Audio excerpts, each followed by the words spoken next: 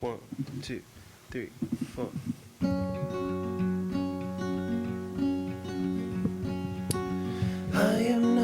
Hello, everyone. Yes. So peaceful. We need nice peaceful music.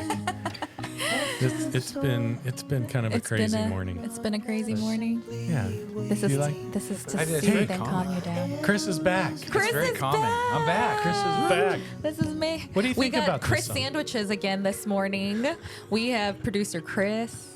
We have our wonderful, talented, wise special guest Chris Goulard back for another. Chris and Chris. He didn't run away after the first episode, producer Chris. So great to have him He back. decided to come back and join us again. We're so excited to have him back. Yeah. Welcome, everyone, parents, to another episode, another podcast of our On Purpose Parent podcast. I'm Grace. We have producer Chris with us Hey, as everybody. Kurt is still out. And as we mentioned, our wonderful guest, Chris, is joining us again to continue our series on how we can help our kids be good stewards of the resources God has given us. Yes. Well, thanks for having me back. Oh, my goodness. Yeah. If you I didn't loved our see last the- conversation. And if you didn't see that yet, tune into the first episode. And You really be need great. to, because that first episode, I mean, it just dropped so many golden nuggets. I feel like we went deep. We went deep because for a series that's talking about money, it wasn't about money. You know, it was really about identity and some of the things that Chris, shared with us with all of his years of experience was about. It's really an issue of identity, trust, and how we relate to God. And money is just one of those things that shows us what's going on, and that's what makes it so complex. And Because that first episode, he laid the foundation. So it's principles. And this one, we're going to be talking about practices. Yeah. And we know that principles, it's important to start with that first because our destiny starts in our mind. It's how we think. How we think turns into how we believe turns into how we act. How we act becomes a habit.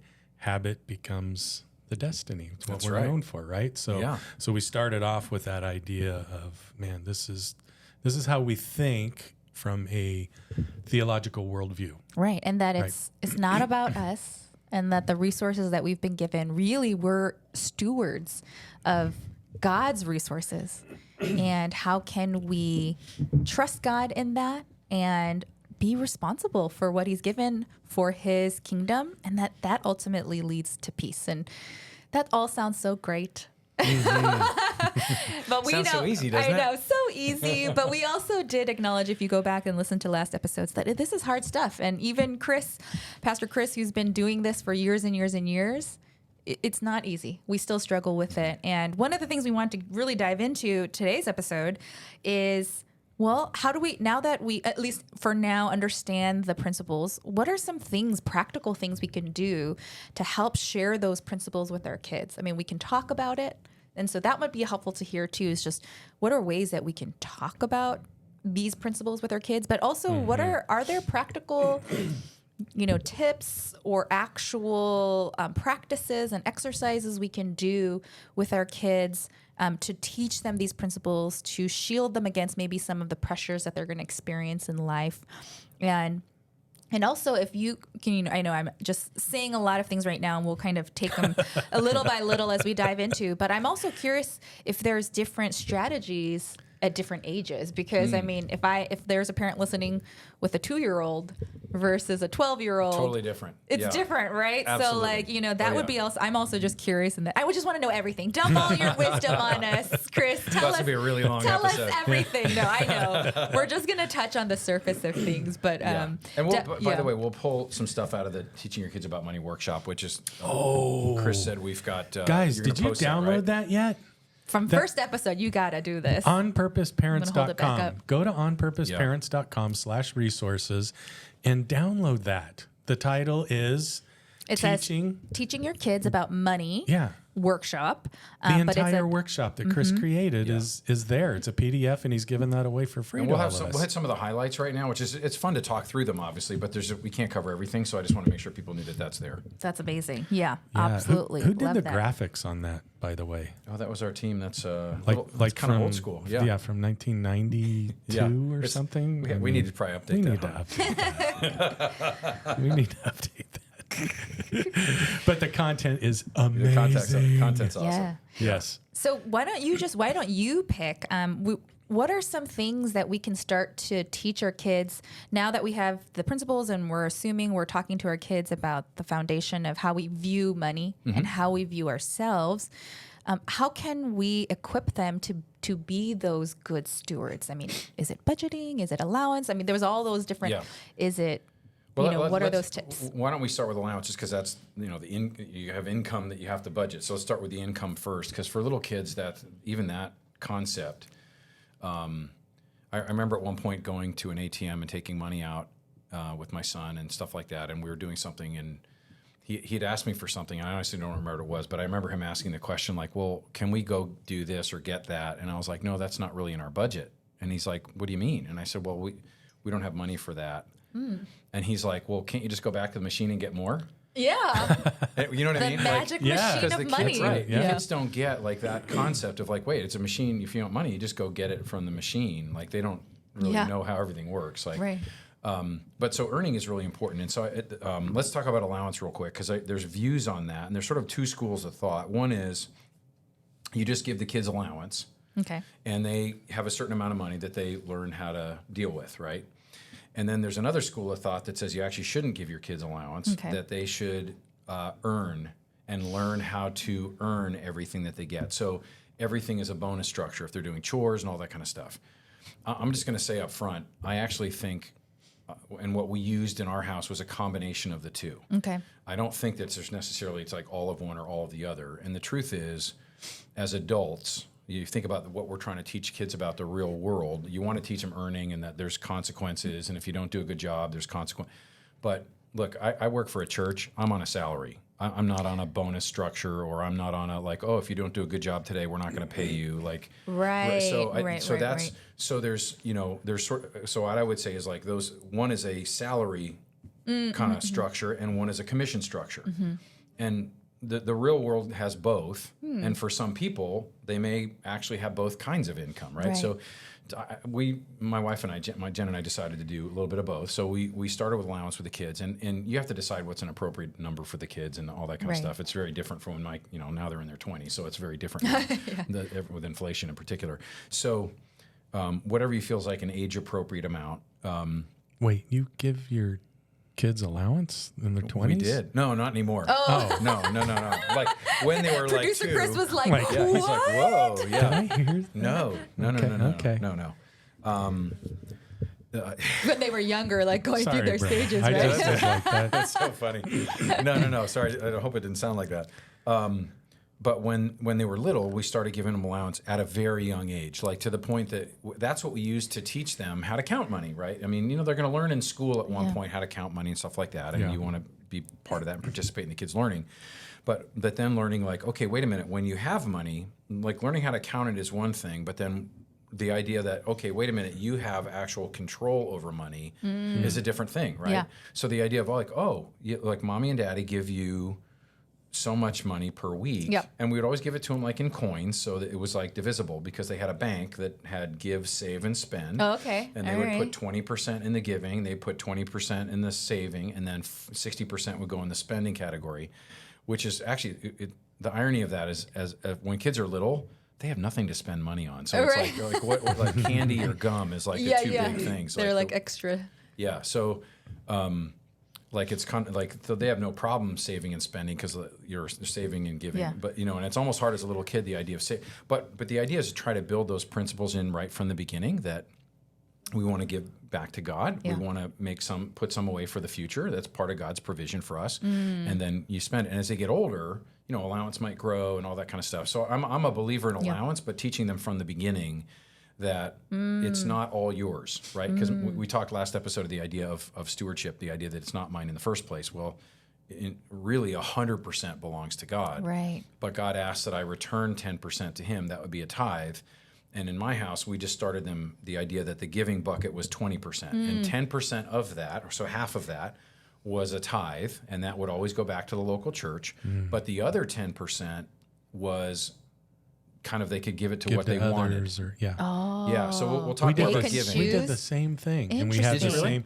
We had the same 3 jars. Tina set that up with the kids. Yeah, you can just do jars, right? I mean, it's easy. Yeah. We did jars. Do you do anything like that? Yeah, we or- started like about a year and a half ago, and we started to do that. We had jars, and then now we're talking about, do we just go over to like something electronic that they can see visually? But we're playing with that because we did like the visual of jars and getting cash, but then we're just contemplating, do we just switch over to the virtual world? Yeah. I What do you- actually I like crypto? starting when they're little about that it's tangible. Yeah. Right. There's something real Yes. and tactile about having coins and bills and things like that, and they can see it. I think that's important. But you're right. At some point, they got to learn. That's the That's a electronic good world point we too. live in. You can just transition. It doesn't have to be one or the other. If parents are listening, you could figure out what works for your stage at this time, and it doesn't mean you're locked in forever to Right. whatever that structure is. But it's a great place to start. Yeah. With it, and then coins. Like pennies and nickels, and there isn't that anymore, is there? Really? I mean, I think they kids exist don't know. still, but I don't know it's how often people tangible use and it. the Yeah. kids could, so That's how electronic our world is. Chris doesn't even know if there are I coins know anymore. if there Yeah. exists. well, you were talking about checks last episode. I know. We're like, that It's so still funny. exists. Yeah. So you were saying the 20% give, 10 goes to the church, but 10 they could they give it to a friend that's in need, or was it That's a like good that question. kind of it thing? had to or? be something charitable. So it didn't have to be like a 501c3 charity or anything like that, Yeah. but it had to be something giving. So it could, in theory, it could be a friend in need. Yeah, That okay. that didn't really happen in my kids' world so much. But I remember one year they had one of their school teachers was going on a mission trip, and they wanted to support I that see. mission trip. And so that was something that, and I it was love actually that. it was kind of cool Great because idea. Yeah. with the tithe, we wanted them to give that every week. So that Right. kind of went in the bank but didn't stay there long. Or maybe it Gotcha. didn't even go to the bank. It just went into a little envelope that they took to church or something like Got that. But the other went in, and that kind of allowed them to get the idea of like, hey, you're sort of saving that up in order to do something that God's calling you to do in terms of That's giving. really great. Yeah. And we'll talk about giving and generosity more in the next episode, because I think that's one of those tools that we can really do to get them thinking that way and be intentional about Right. giving. And I think that's just something, again, they can learn. But I think allowance is really important. If you kind of go back to where we're talking about there with the allowance. The other side of that, though, let me go to the commission model a little bit, because I think that's really important too, because I think young people today are challenged with a sense of entitlement. And, a lot of people talk about that.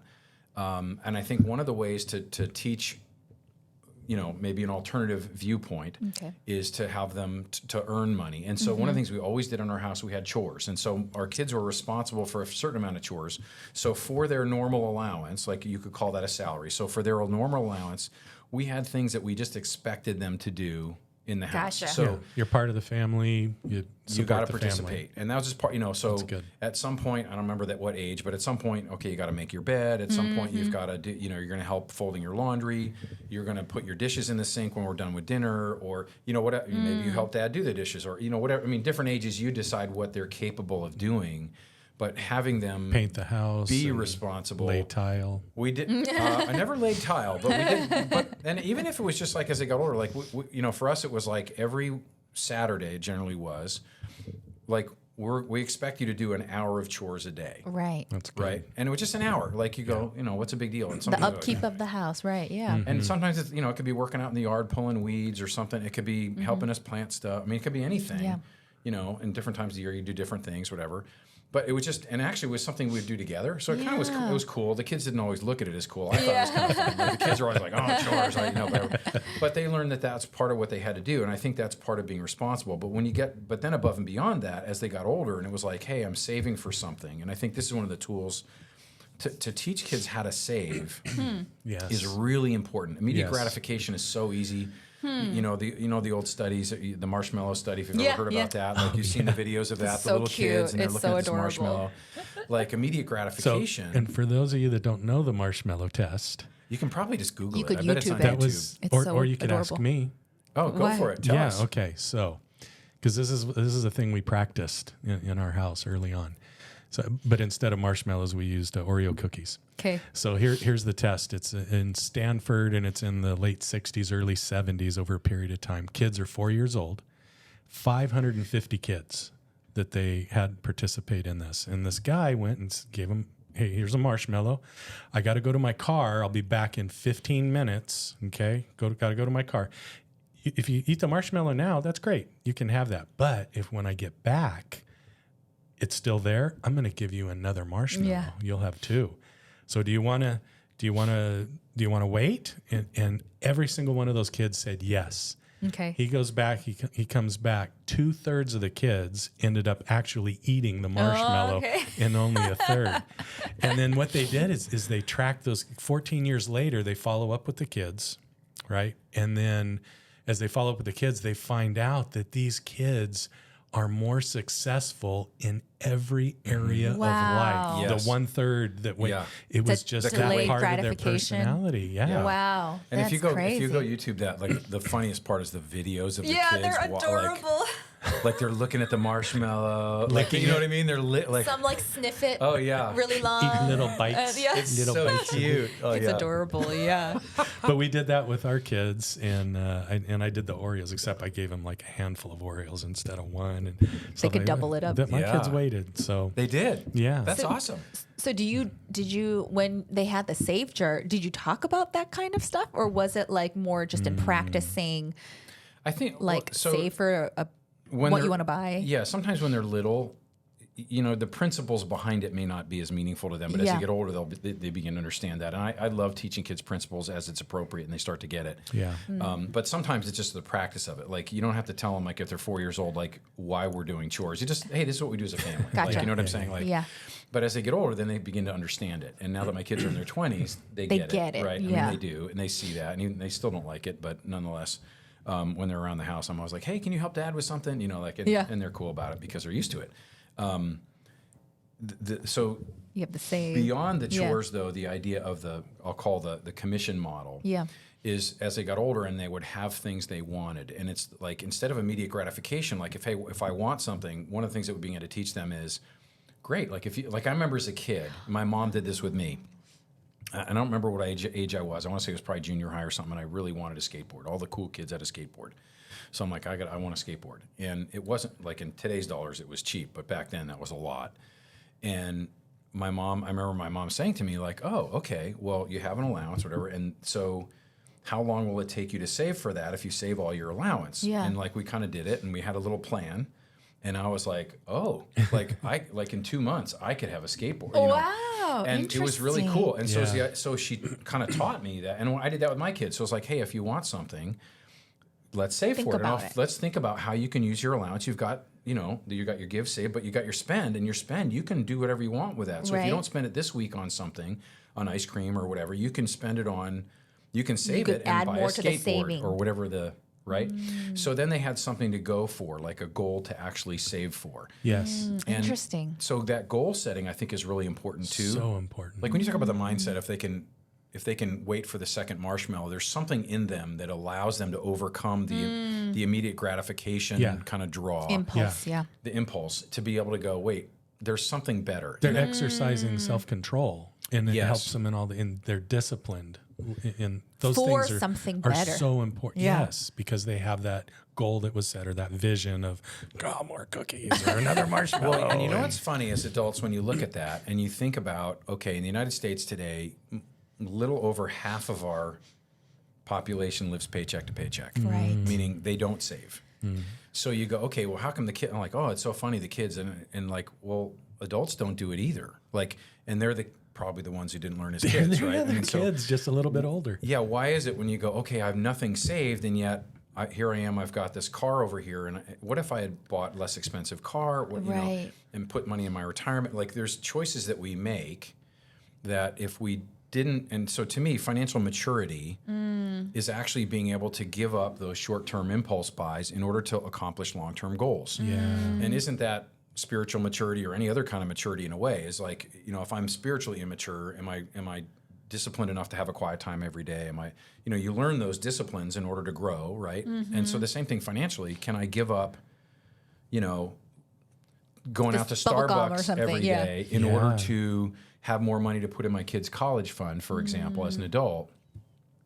Well, if you want your kids to be able to do that when they're older and save for your grandkids' college education, you got to start teaching them now how to not eat the marshmallow, right? And those conversations that we're having with our adult kids now are about a home, like They're bigger purchasing a scale home, things, right? yeah. Yeah.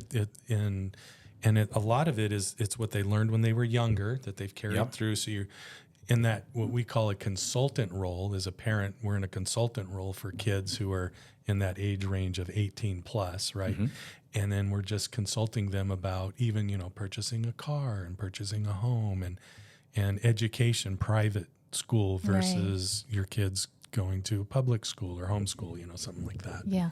You know what's really cool about the goal setting thing that you talked about is it makes me realize that can be a conduit for just really living the life you actually want to live versus just doing life on the fly, and then you look back and you're like, wait, what did I spend my money on? What did I do? Like, what did I spend my time on?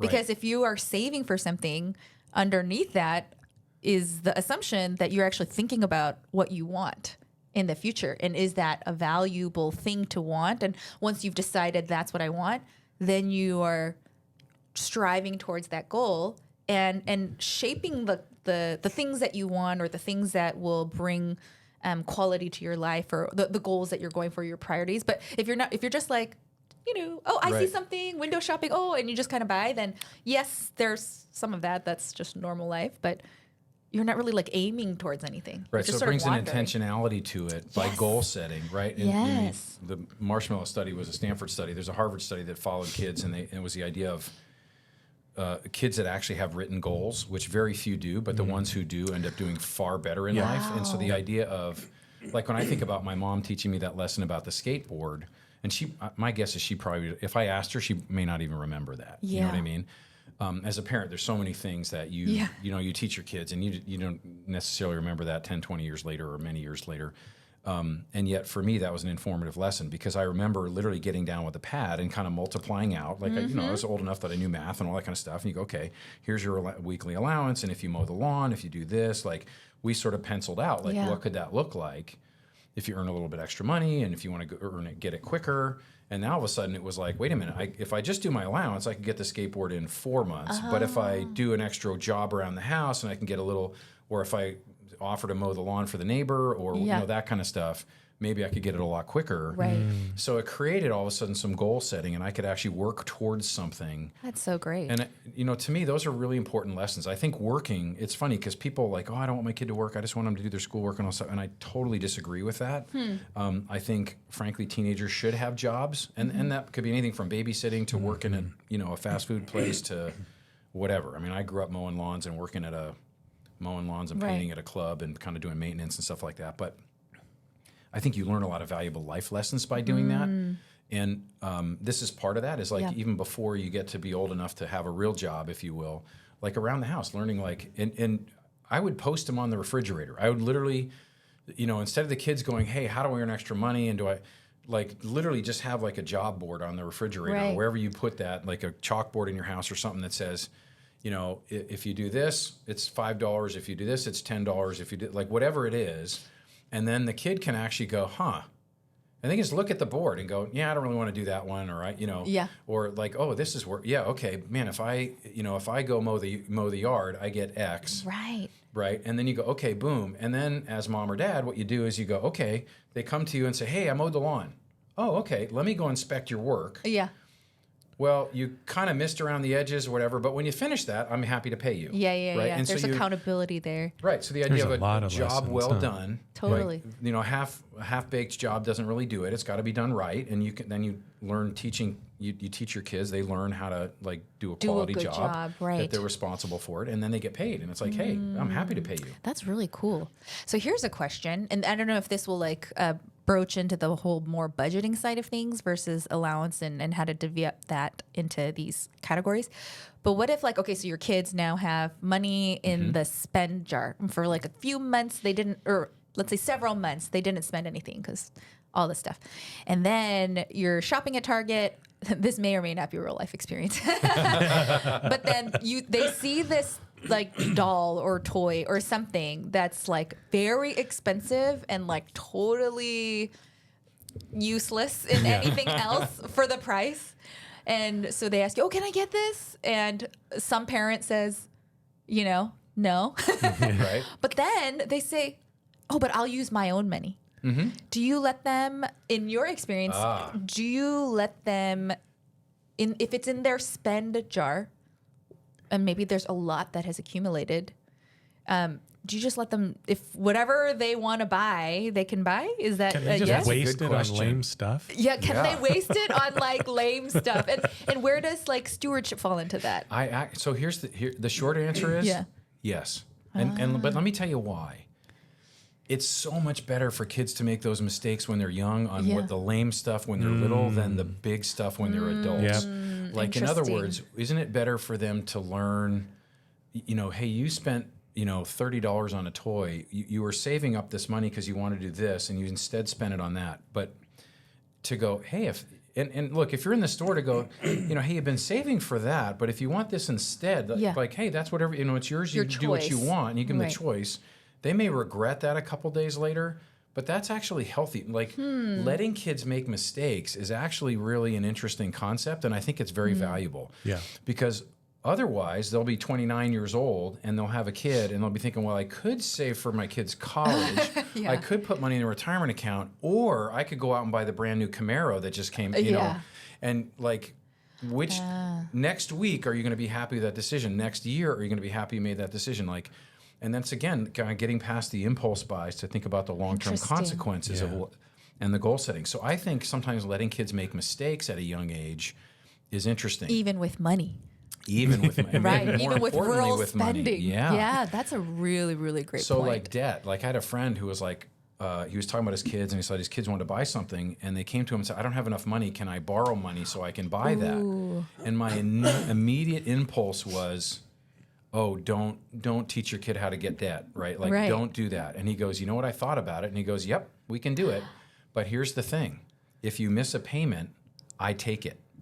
Like it doesn't count. Like, You no. mean- oh. If you miss a payment, that toy is mine. Oh, I'm repossessing you're it. repossessing. Wow. Yeah. Well, isn't that like a mortgage or a car payment or something? Like I'm You repoing your defaulted. car. You Yeah. defaulted on your and loan. you know what was really interesting? Yeah. He had in this. I forget what the thing item was, was. yeah. I don't know if it was a skateboard or whatever. It might have been a bike or who knows, right?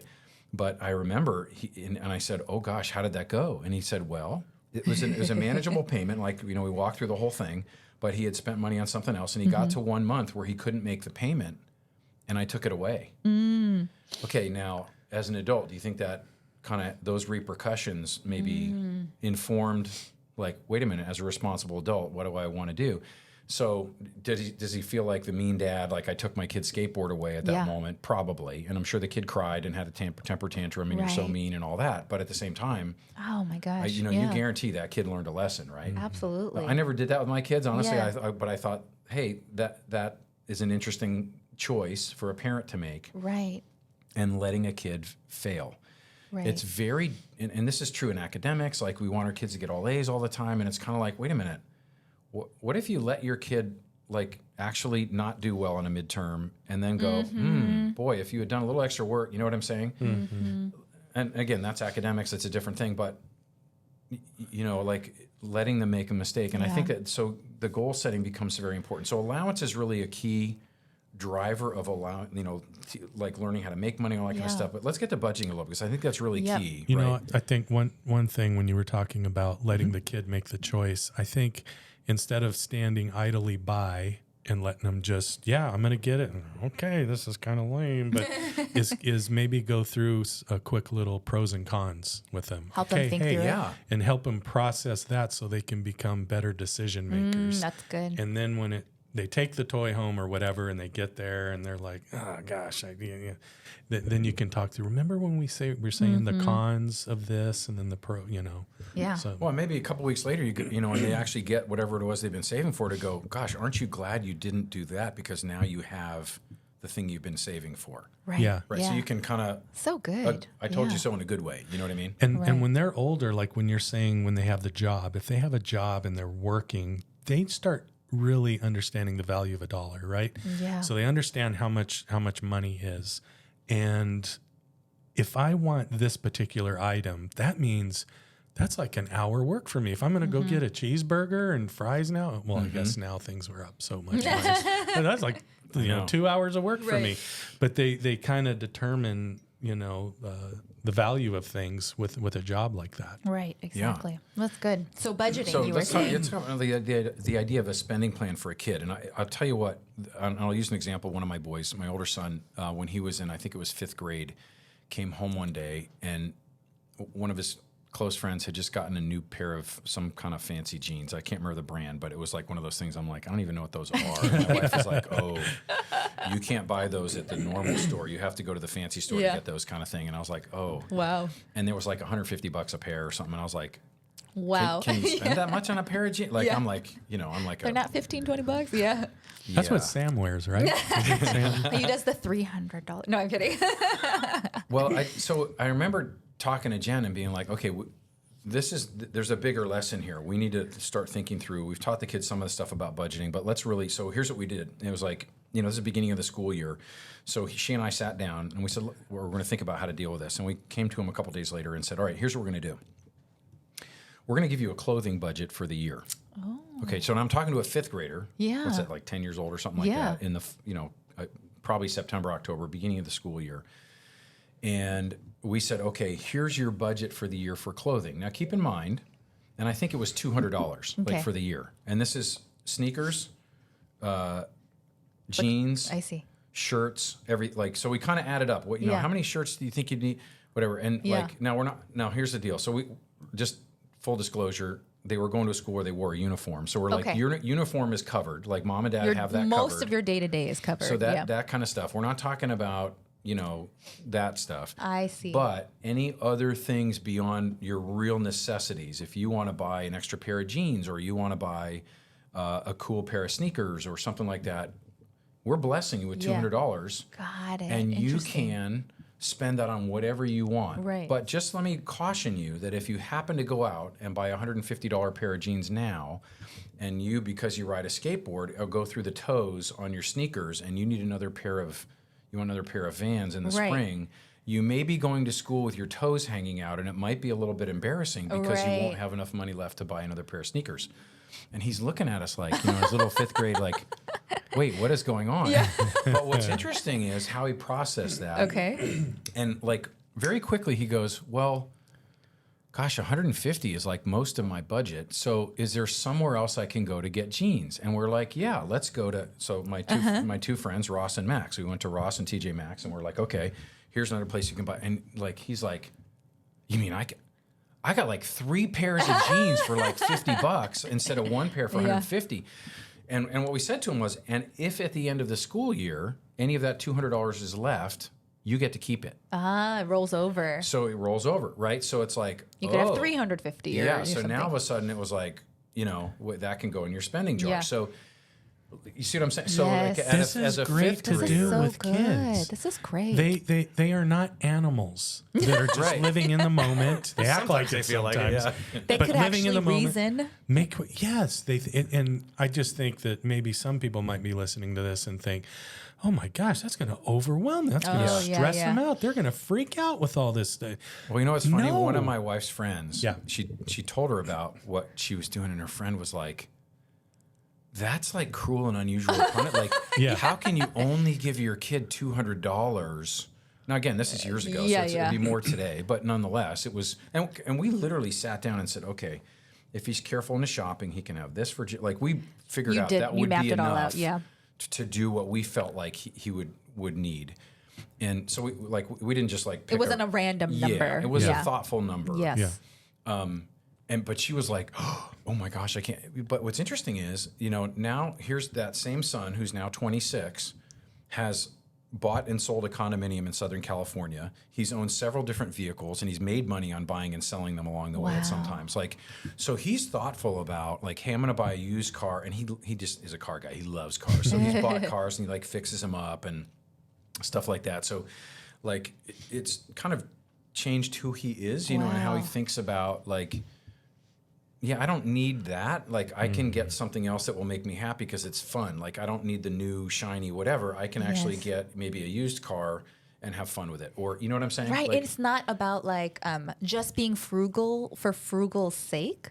It's actually he has the tools and a toolkit to manage the resources to do what he enjoys to do, right? And that's the Exactly. beautiful thing, because sometimes you could think saving and not spending is always the goal, like as if that's just some like blanket black and white, that's the right thing. But what I'm hearing, it's like, no, it's about being able to think and make decisions and problem solve Yes.